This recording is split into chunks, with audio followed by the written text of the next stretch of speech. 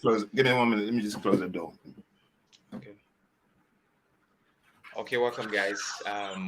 We are live now and Okay, we're expecting our guest. So I'm here. Miss our speaker is here and our speaker is Mr. Oladele, and he'll be speaking on Africa for Africans. So guys, I welcome you to the Dixon Leadership with Mr. Oladele. Thank you very much, sir.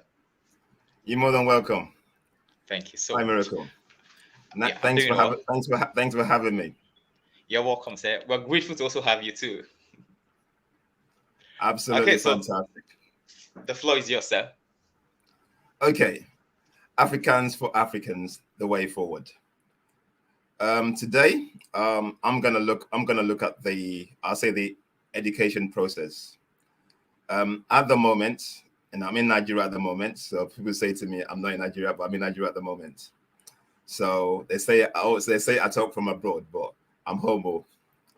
So from that perspective, what I've seen is a miseducation of the black man.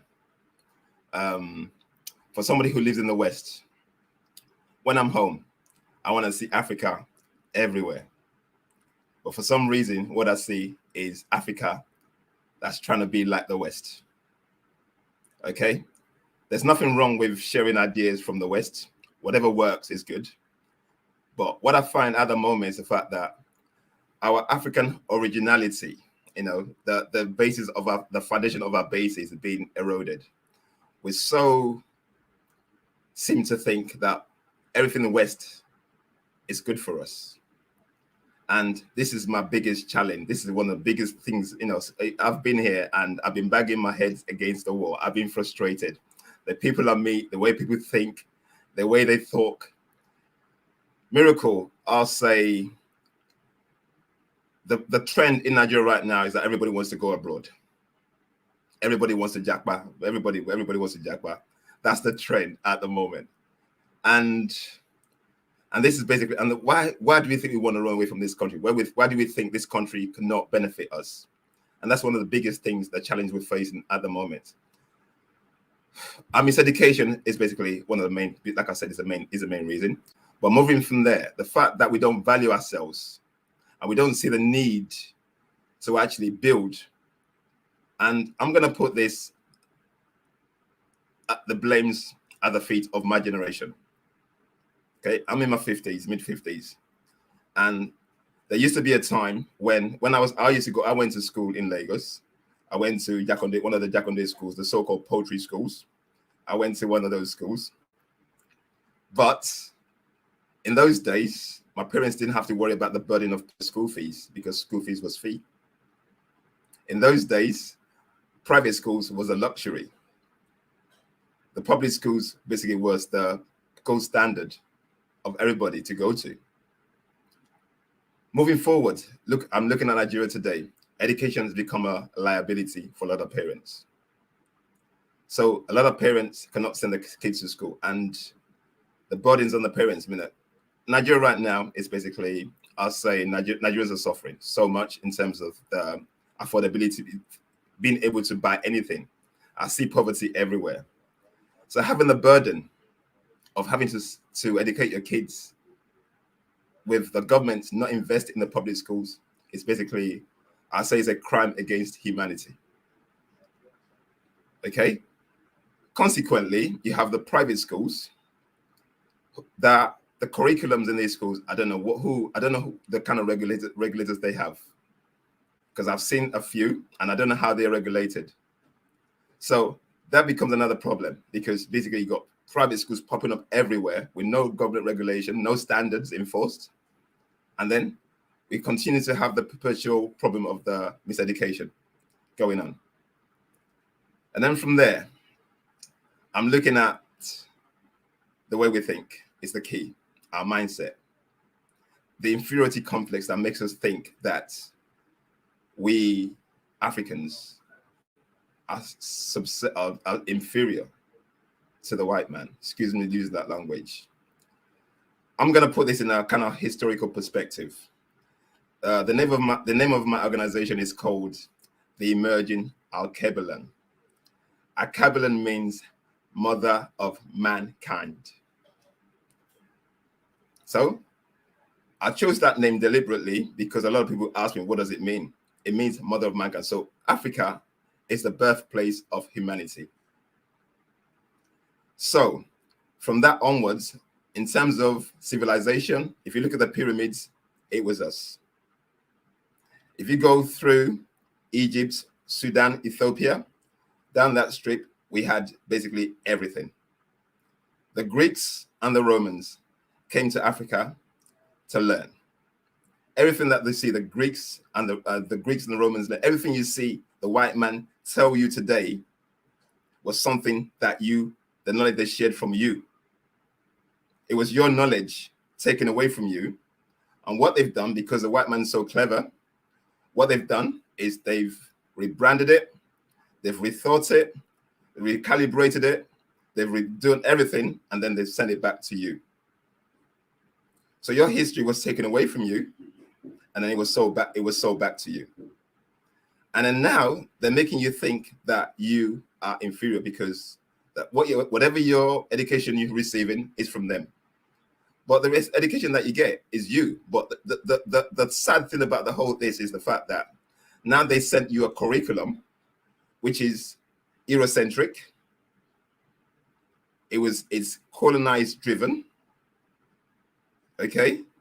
And now you've taken it and you're imbibing it. So if you look in the schools, in the university, in the schools today, basically your curriculum is a Eurocentric curriculum, which has nothing to do with our environment, has nothing to do with our ecosystems, has nothing to do with our culture, has nothing to do with our heritage. So now, you know what's happening to us now? Now, we're being trained. Forget there was slavery. Yeah? Slavery, they voluntarily, they took us away as slaves. That was not voluntary, that was intentionally driven. They took us by force. But now, in our minds, we've been voluntarily enslaved again through the education that they've given us. Consequently, what you see is that Eurocentric thinking. We cannot think for ourselves unless we go to a book or an ideology that the white man has put in a book. We have culture, we have heritage. African education should be based on our heritage, our culture, our history. I know I was speaking to people and they told me that history is back in schools. But I'm trying to find out what kind of history has been taught in schools. For a lot of years, history was taken away from the schools completely. They were not teaching history in schools at all. Now it's come back, but I'm just wondering what kind of history is. Is it watered down? Is it proper history? I don't know. But the thing is that they've taken all these things away from us. They've given us ours, curriculum. For me, education is great. I'm not demeaning education, but education is good as the information you take from it and how you use it and the kind of information they give you. So for me, Western education is basically somebody else's ideology. Okay, and this is basically the misconception of education. If you do mathematics, physics, or something, it's basically, I don't know, it's somebody's thought, somebody's ideology. They put it in a curriculum, they wrote it down. Somebody built that curriculum. It was based for their environment, not us. And then they've given it to us, and then in our schools, we're basically. And somebody told me, I was in a cab coming to where I am right now, and the guy told me that somebody told me that the schools parents are trying so hard to get the school into schools that teach European curriculums. That got me so bad that, you know what, this is how messed up our minds is. So basically, you see where I'm going with this. Everything's been pushed towards making us think that we're inferior to ourselves. Like I've said, from the foundation, I've said we built all these things. But what we're not doing as Africans right now is taking responsibility to develop. We have professors, we have all these academicians who have been in education for the last 30 to 40 years. And for some reason, in their own wisdom, I don't know how they're thinking, in their own thwarted kind of thinking, they've felt that the indoctrinated education is suitable for Africans. Okay, miracle. If this education helped us, so thus far, how have we built Africa of our dreams? Is that happened? If that education is working, have we built the Africa that's working for all of us? What the education is doing for us, I'll tell you what's happening.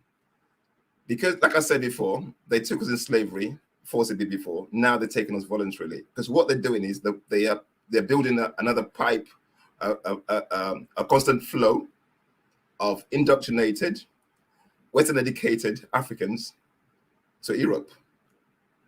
So what you're doing is, once they've trained you in Africa, now you're voluntarily. And then the worst thing is the fact that we now have to go and pay to beg them to come to their country. And then lately, the visa has been relaxed. They've let so many come in because now they need you. And the fact that they've trained you with their curriculum is easy for them to let you into their country because you speak their language. So the assimilation is easy. So this is basically where we've gotten to as a people. Unfortunately, for that reason, us as Africans, the value in ourselves is just not there. We're so demeaned, it's a mindset thing. And I don't blame the youth for this, because basically the adults have not been good examples. We have not been good examples. So basically, the Yoruba say, excuse my, you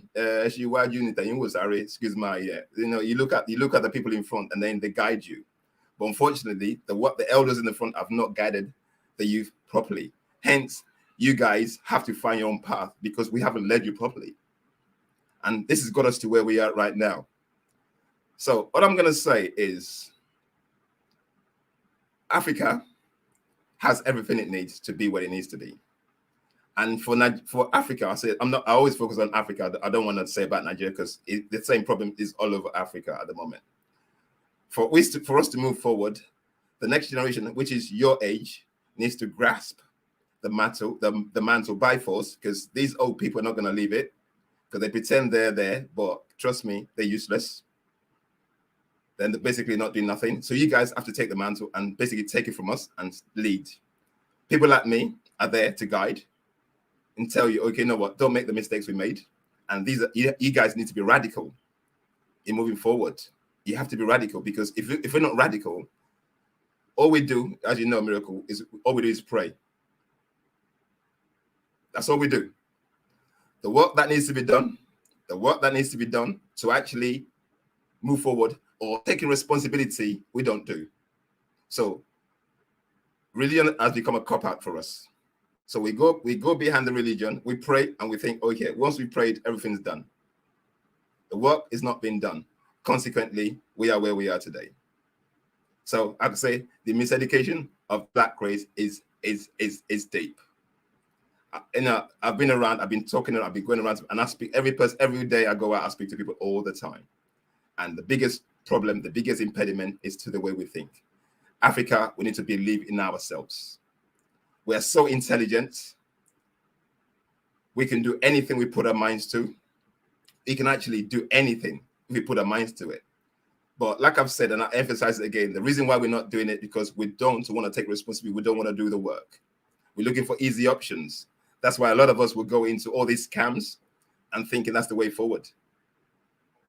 But for Nigeria to get better, for Africa to get better, we need to do the work, guys. We need to start somewhere.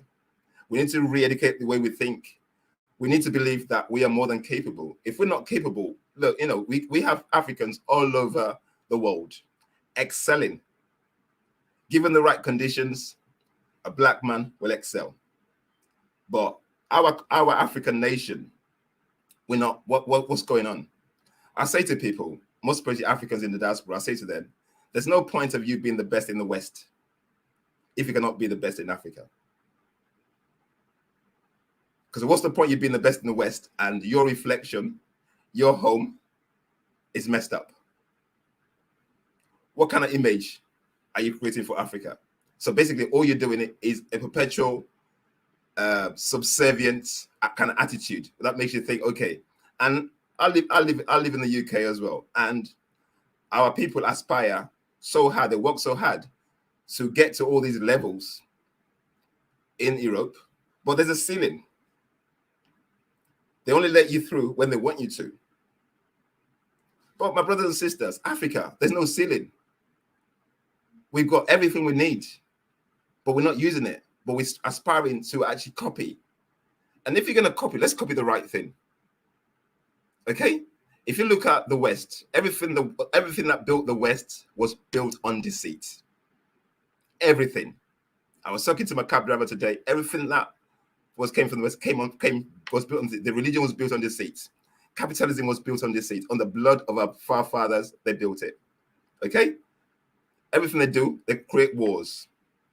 They go to war. They divide and conquer us, and then they come in. They take control. As Africans, they knew that we were welcoming. They knew that we knew God. We were spiritual. But they had to find a way to get to us. Hence, they brought religion. Consequently, they took us away from, like I said in the beginning, they took us from our origins to accept what they brought to us.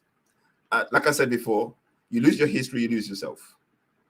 And hence the inferiority complex that's basically messing us up right now.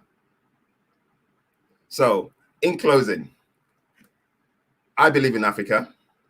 Okay, this man that you're looking here is sold out to making sure Africa works. I'm sold out. I'm sick and tired because I'm on LinkedIn a lot. You met me on LinkedIn, and I post a lot on LinkedIn. I'm into social media big time. So if you want to follow me on Twitter, we're on Twitter. We're on TikTok. We're on Facebook. Join our groups. I post a lot, and the reason I post is basically to make us think. We need to start thinking.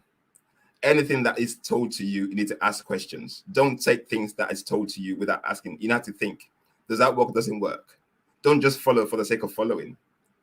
The problem, what religion has done to us as Africans is stop us from thinking. So we hide behind it. So we need to start thinking individually. Anything anybody tells you, ask questions. The reason I say I'm talking to you right now is because I've asked questions about my environment, everything around me. Basically, I've dug deep. I've gone through religion. I've gone through the economics. I've gone through the history. I've gone through the politics. And I've realized that all these 4 things that I've mentioned, none of it is working for Africans. Until we create things that are going to work for us, and that we need to do the work. We need to basically, I wouldn't say start from the beginning, but we need to push back so hard to basically build what's Pan-African. I mean Pan-African, Afrocentric solutions for Africans. We need to get away from what's borrowed to define us. Their history, their economics is not going to work for us because so far, so Nigeria's 63 years old, would I be? 63 years of Nigeria. I'm 55. So Nigeria's only 7 years or 8 years older than me. Okay? I've grown a beard. I know what I've done in my lifetime. Let's look at Nigeria. What has Nigeria achieved in 63 years? Nothing. What I see is we keep going backwards and people are suffering. We have politicians who don't care. They don't care because every politician that you see there are in the pockets of the paymasters. Because if politics works, if politics works, then Africans should be in a better place. But I can't see it working. So guys, my main message is we need to rethink the way we think. We need to rethink. We need to re-educate ourselves. Ask questions. That's the most important thing. When things are not working, don't accept mediocrity. The fact that we Nigerians accept mediocrity is the reason why the politicians are getting away with what they're getting away with. They're getting away with murder because we're not asking questions.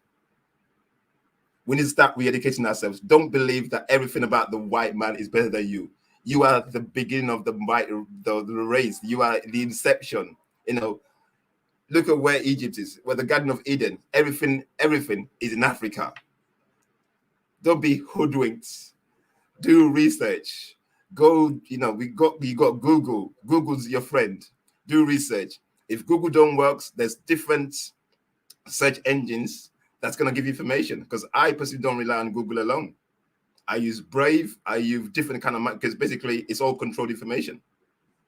So you need to also think of moving away from the controlled information as well if you want to know the real truth, because These guys control everything to the extent that when you search what they want you to see. I think, yeah, I'm not going to say anymore. I'll leave it as that.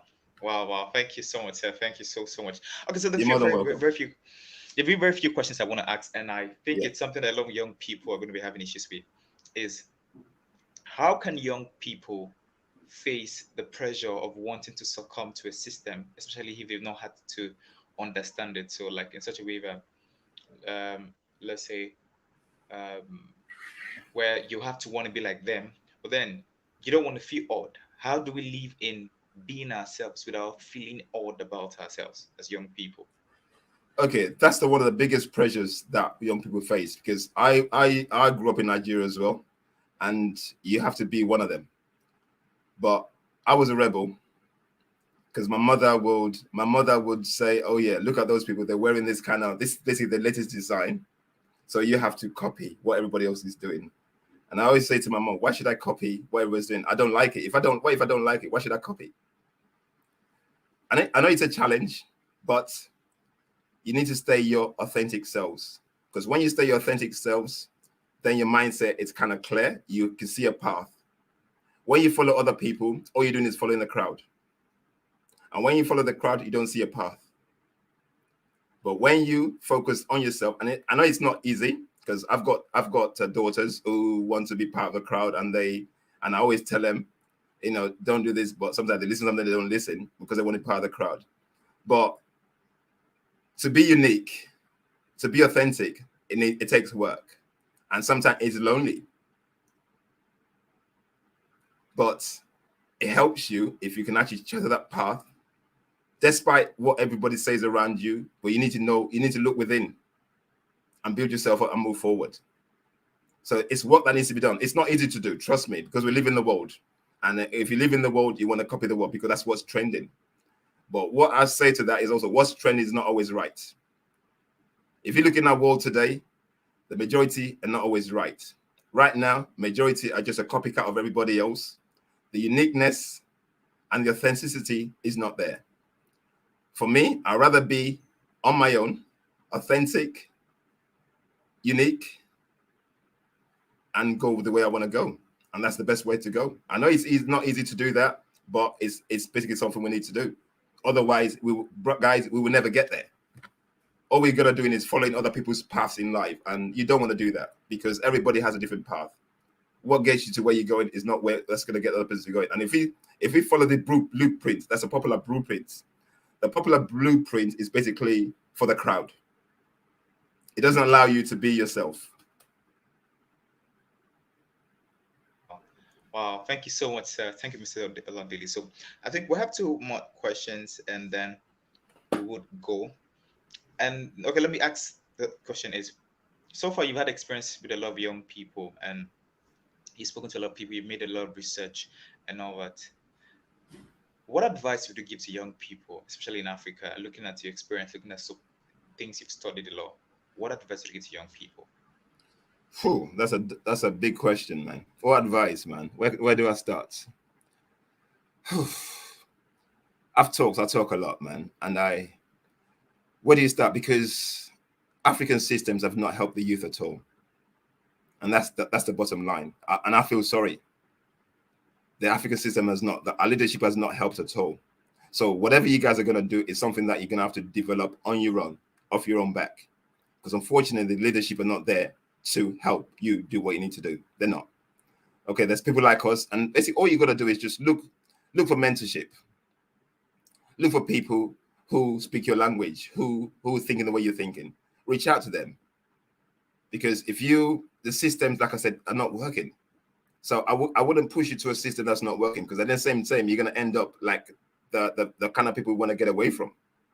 So, like I said, I've got the Emerging Alkebulan going. The whole reason for that is basically to bring critical thinkers together, and the people who think be out of the box, who don't think in the box, who can think away from the box. Let's get together. Let's brainstorm. So look for mentorship. Look for programs that's away from the norm. So I think that's the way forward. Just look for something different. Don't, because basically following what we have here is not going to get you. Is not going to get you to where you need to get to. So that's basically just look for mentorship. Look for programs that resonates with you. Things you want to do.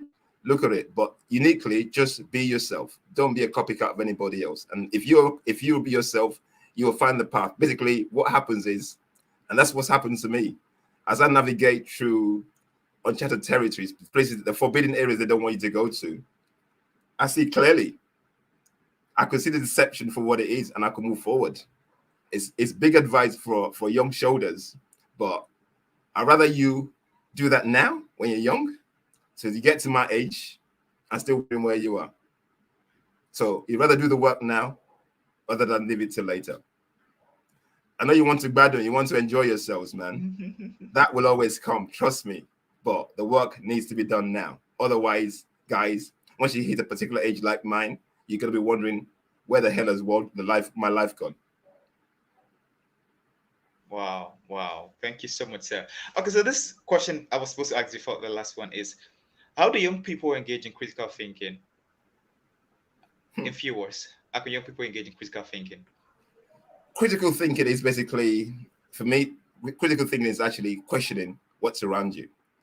Unfortunately, not many people think critically because of the way we've been indoctrinated with religion. Because basically, once a pastor or imam stands on the pulpit there, they all they do is spew things at you. You're not asking questions. You understand what I'm trying to say? And if you've been in that kind of mindset all this while, all you know is people are talking at you. They don't engage you. Even in schools, they talk at you. They will tell you to raise your hands, okay, for a particular question. You have to answer the way the book says, instead of you answering the way you see. So critical thinking is us answering or thinking beyond what the realms of the confines of what they're telling you. And if you can do that, then you can broaden the way you think, because then you can see more. But if you can find yourself into basically what they told you, what a book says, all you're gonna spew is what the book says. What about your thoughts? Your thoughts are as important as what the book says. Then you can bring your thoughts together, what you read together, analyze it, and take information from it that way. That's how you learn. That's critical thinking. And that's what we need to do. Wow, thank you so much, sir. Okay, so this question I think is very important, and because I think it is something that I experienced in my school, and a lot of young people have also experienced in their school. Where, so this exams I was meant to write, and so I went to meet the lecturer, and I told the lecturer, "Hello, sir. I understand. I feel like you know all these things already. What you want me to write in the paper, and there's nothing I'm going to write that you don't know. So, sir, do you mind if I write in my own way?" He said, "Oh yes, Miracle. That's the essence of education." And then so I spoke to one lecturer about it, the other lecturer, and the lecturer I wrote in the way I understood, and I passed well. And the other lecturers I wrote in the way I understood, but I failed. But now I had the understanding of the fact that I was able to exercise my ability to think critically. Now, how can young people, exercise the ability to think critically without having to succumb to pressures like that, where a lecturer expects you or someone expects you to think in a certain way, and when you don't think in that certain way, maybe you lose an opportunity. So should they join them, or should they learn to know that, okay, if it doesn't work, can create another system? Put it this way, it's difficult for you to go against the system. The system is built that way, and you have to follow. Otherwise, you're not going to pass. You're not going to pass. So my advice is for you to get out of the system, follow the system, but don't lose your critical thinking. Because otherwise, if you keep challenging, and this is basically African lecturers, they don't like being challenged. They don't like being questioned. They don't like being, they don't, because they will say, "I've told you, that's it. That's how it is." And education is about critical thinking. It's about having different thoughts, even having a chat with a lecturer, you going back and forth and coming to a conclusion. That's how you learn. But in the Nigerian system, the African system, our lecturers are authoritarian. If you don't do it that way, they're going to fail you, and this is basically the downfall of education. Education disallows critical thinking. Because if it does, we would have a lot more critical thinkers coming out of education. But unfortunately, through religion, through education, they stop critical thinking. So in order for you to pass, so I'm sorry, guys, if you have your critical thinking, have your critical thinking, keep it under your wraps, but keep critical thinking while you play the game until you get out of the system. When you get out of the system, then the world is your oysters, then you can do whatever you like. But to get through the system, if you don't do the will of those that be, guys, you know what happens. Well, thank you so much, sir. Thank you, Mr. Oladili. So we're going to let Thank Mr. Oladili go now, and thank you so much for your privilege. Thank you so much. We're hoping that one day we're going to have a physical meeting, and then we would have you come. Yeah, no physically worries. talk to. I'm real cool. I'm all yours, man. You got me, man. Thank you so much. We Thank you got so we much, got to sir. build Thank we you got so to build the generations of to come. We need to work together. That's the only way Yes, we're sir. gonna move this forward. So guys, Yes, we sir. need critical thinkers. Don't be Mm, hoodwinked, man. Think for yourself. mm, Ask mm, questions, everything. Question everything. And that's the only mm, way you learn. And Miracle, wow. thanks for your time. Thank you so much, sir. Okay, sir. Thank you. So I'm going to let you go now. Bye, sir. Thank you very much. Yeah, bye. Bye.